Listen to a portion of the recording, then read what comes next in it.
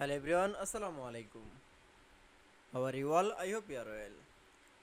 Welcome back to my channel in this new video.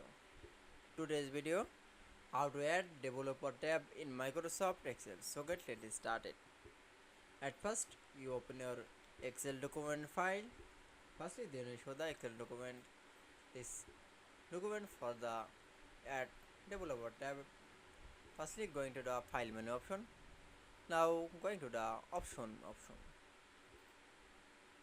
Now click for the customize ribbon option, then show the developer.